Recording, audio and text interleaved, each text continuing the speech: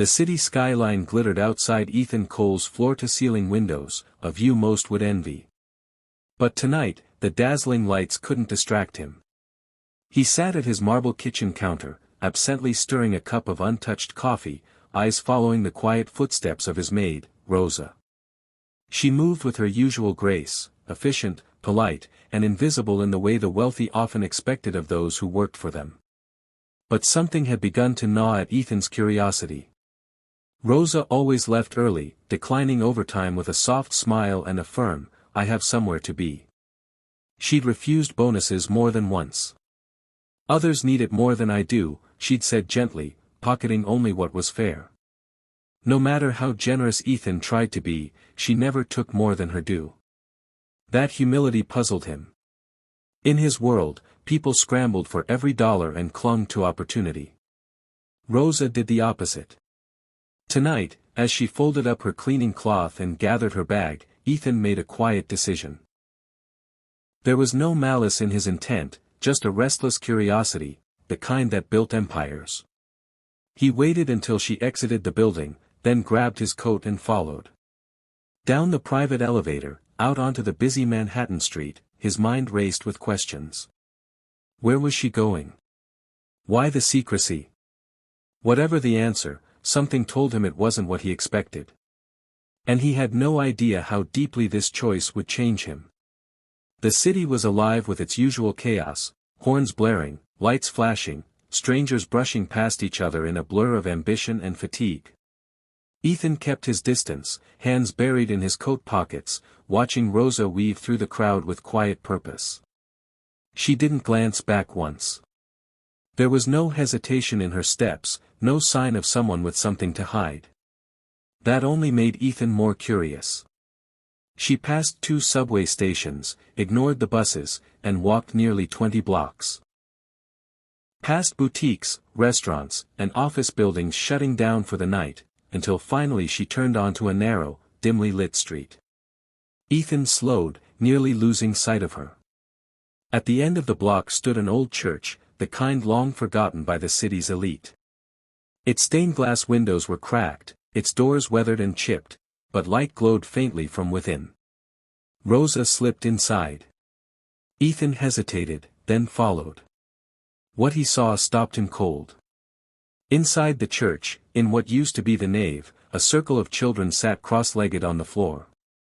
Some looked barely 6, others in their early teens. They were laughing, really laughing, as Rosa stood before them, drawing simple math problems on a torn chalkboard.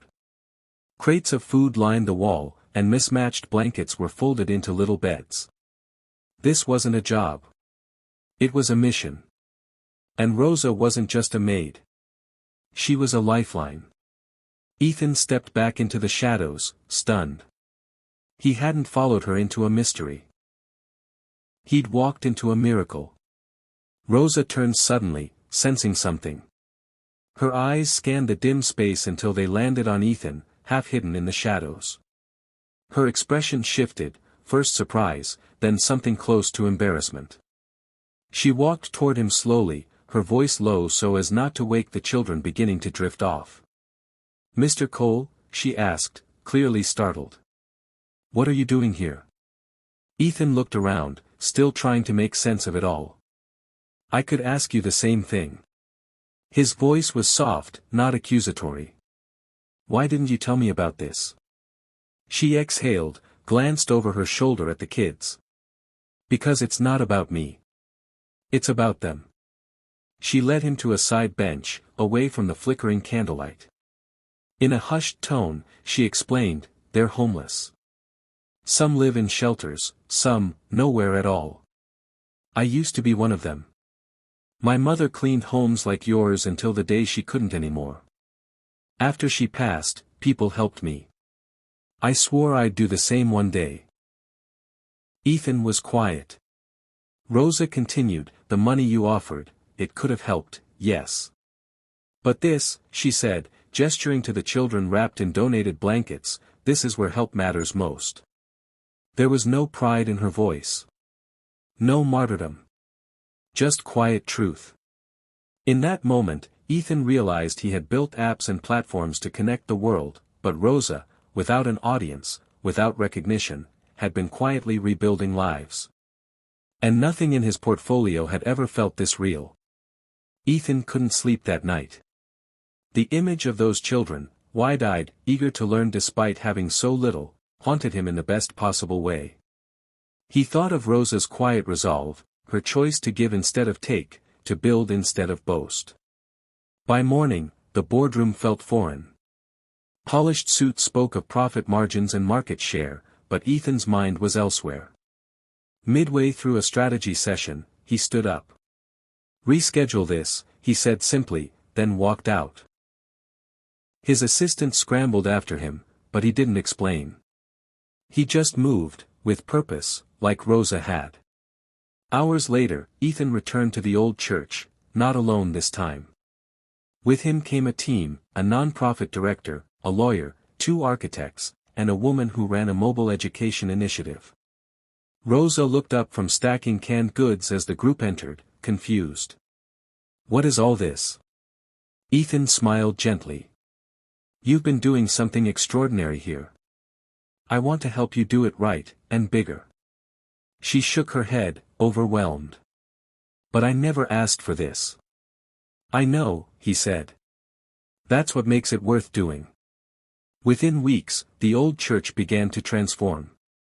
Cracked windows were replaced with bright panes. Classrooms took shape where pews once stood. A kitchen was installed. Showers. Bookshelves. Desks. Ethan used his wealth not to take over, but to lift up. Rosa stayed at the center, guiding every step. And for the first time in his life, Ethan felt like he was finally investing in something that could never crash: hope. The grand reopening of the old church-turned-community center was nothing like the flashy launches Ethan was used to. There were no press releases, no velvet ropes. Just laughter echoing through freshly painted halls, the smell of hot meals cooking in a real kitchen, and children running freely, safe, warm, and seen. Rosa stood at the entrance, eyes wide with disbelief. The building was transformed, but the spirit remained, the same quiet sanctuary she had kept alive for years. Ethan approached her with a small set of keys in his hand. "They're yours," he said simply, placing them in her palm. "This is your legacy. I just helped it grow." Tears welled in her eyes.